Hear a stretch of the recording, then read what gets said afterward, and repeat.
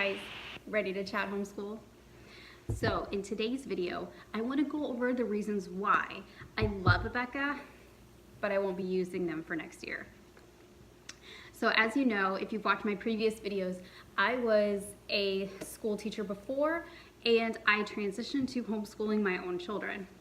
Now, the first thing that drew me to Abeka was that it really mimicked school at home. And as a former school teacher and as someone who just loves curriculum, this Abeka curriculum is so comprehensive, and it was something that really helped my children, especially my youngest, learn how to read and really challenged him at the same time, which I loved because he was getting exactly what he needed. Now my oldest, who is now in 7th grade, he was in 4th grade when we started. And I love Abeka because everything is there. But there are a few things that I don't love about Abeka and why we are just itching for a change. Now, am I saying that I will never go back to Abeka? Absolutely not, because if it's something that my kids are doing well with, then I'll probably keep it. But my kids have been kind of asking for a little bit of a change, and quite honestly, I'm ready for a change. So let's go over the couple of reasons why we're making a shift to master books this year. First, all of this is one subject, guys. This is language arts, okay? So what does language arts consist of? In Abeka, when you buy a language arts program, you're going to get spelling, reading, English, grammar, and creative writing and handwriting. So this is a lot of books. And this, if you buy it brand new, is a little bit expensive too. So, but let's stick with what all of these books are, okay? You have the reader for reading. You have writing, which, yes, this has a 3 on it. My oldest, coming out of public school, was a little bit behind, and Abeka's handwriting program, in my opinion, is a little bit advanced. So he went back to the 3 just to get in some extra practice. All right, what else do we have? We have the creative writing book. We have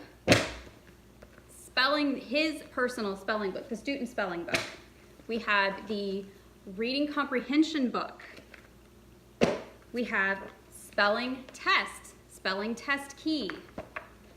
We have language arts test and language arts key, so student teacher. Then we also have the language exercises. Then we have the charts. And then we have the language arts teacher book. And then last but not least, you actually have the student book, which is actually over in my son's folder, which are all of the language arts worksheets. It's a big workbook. You guys, this is 1, 2, 3, 4, 5, 6, 7, 8, 9, 10, 11 books in my lap. This is just one subject, and every subject in Abeka is like that. You will have the student's textbook, you will have the quiz booklet for the student that are blank, then you will have at least another quiz answer booklet, and then you will typically have things that will go along with it. So readers and maps and enrichment type things. It's a lot. It's a lot. So if you don't have the room for all of this, that's a big thing. Plus, as a teacher, I will say this. Now, you're gonna have the big book here, the language arts teacher lesson plan book, right? And luckily, for my sake, they actually have the lesson plans for everything in here. So all of those books, all of the lesson plans are in this language arts teacher guide. But really, guys, they could have put all of these in there, all of the quizzes and the quiz keys and answer keys and the charts. Really, all of this could have been put together. That's just my opinion. I don't know if any other Abeka parents feel like that, but I really feel like they could have saved me a lot of time, stress, trying to find where the heck the quiz booklet went and where the answer booklet went, and it could have all just been in one book. And then had the student books. And I think that many of the student books are the same way. I think they could have just combined the books and just made one larger book to keep track of instead of 10 or 15 small books. And I get it, because sometimes parents only want to buy the spelling and sometimes parents only want to buy the reading. I get that. But there's a lot of parents who just buy the whole thing because I just needed an entire language arts curriculum and I needed it to be comprehensive and to go over all of those subjects because I didn't plan on buying additional material. So I have books everywhere, and I have had books everywhere ever since I had Abeka. And most of the grades that I have gone through my children with have all been the same.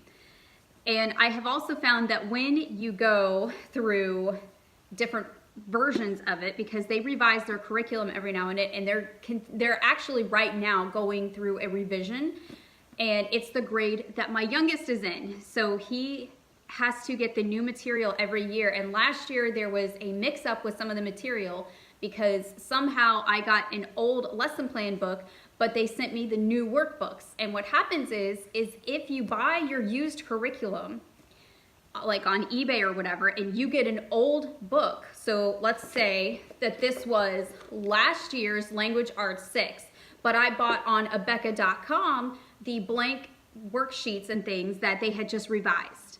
Well, this book is not going to line up with the new books. So that means I'm going to have to buy this brand new. And that's what's happening with my youngest because they do one grade at a time. And right now they are doing the grade that he is currently going through. So that means I have to buy everything brand new for my youngest, which also brings me to the next reason why I'm kind of going away from Abeka is the price. When you buy this stuff brand new, you can easily spend, I want to say at least $500 per student if you buy the minimum. Now, if you don't buy the enrichment things like the maps and the keys and the flashcards and the extra books, if you buy all of that, you're looking at a good $800 to maybe $1,100. So, and I have 2 kids. So for me, I have to double everything. And when I'm spending at least $800 to $900 per child, that's a lot of money, which means I might have to cut things and cut corners, and I don't want to do that. I want to be able to give them a full enrichment type of education. So the next reason why I'm also straying away a little bit is because I am going more towards a Charlotte Mason style, and Abeka is very school at home. So this is just like the classroom at home, and there's a reason why, okay? The reason why is because Abeka is actually a brick and mortar school down in Pensacola, Florida. So this is basically their curriculum at school. It's just a home version for parents. So if you like that type of stuff, like I did in the beginning, it made me feel very safe with what I was doing, and it made me feel more sure of myself as a homeschool parent, then Abeka might actually be a really good fit for you. Abeka is a little bit more advanced, and my kids really caught up and then surpassed their peers, which I found really fun and interesting. And they actually do really well on their state exams that they have to take at the end of every year. It's our state, you know, I live in North Carolina, so that means that they have to take a end of year exam. They do extremely well with Abeka. But I will say, I checked out Master Books material and I lined it up with what they were doing. And most of it actually checked out really well. So I felt confident about switching curriculums. Now, language arts and math are the 2 most important subjects to me as a teacher and as a home educator for my students. I want to know that they're getting a good comprehensive overview of everything that they need, and I want to know that they're not going to freak out at the end of the year if they see something on like a CAD exam that they have never seen before. So I want them to feel prepared, and I don't want them to feel anxious. Abeka really did that for us. Now, I don't use Abeka for math, and I never have. I use teaching textbooks because that's what my kids do really well with. As far as language arts, we are going to switch, and we are going to switch over to Masterbooks. And if you saw my curriculum hauls for this year, you can see those. I'll link those down below. Then you know that we are switching to almost everything Masterbooks for next year. The only subjects that we're not going to be doing them for, I think it's just math this year. So we are going to be switching, and I think I explained why in some of those videos as well. Is Abeka a bad curriculum? Absolutely not. We loved it, we enjoyed it, we had fun with it, but I will say with 2 children and my son who is just now finishing 6th grade, if I have to diagram another sentence, I think he's going to cry. I think I might cry. Diagramming sentences is something we've been doing for about 3 years solid. And we're going to be getting away from that for a little while, switching over to Masterbooks. And I think that my son is over the moon about that, and I think I am too. So, with that being said, Abeka is a great curriculum. My kids flourished with it. We just are ready for a break. So if you are considering Abeka, it's abeka.com. I have nothing bad as a school teacher or as a home educator to say about Abeka. None whatsoever. It can be a little dry, but for a new homeschooled family, this is actually a really good curriculum. We are breaking away from it because of the reasons that I listed, but I feel confident with Masterbooks. So if you guys like this video, hit the thumbs up and make sure that you subscribe. And I will see you guys in the next video where we will look at other things that I am going to be getting. And we are going to be talking about all kinds of really great things coming up really soon. I'm really excited about it. So if you have any questions, leave them down for me in the comments, and I will make sure that I will answer. Bye guys.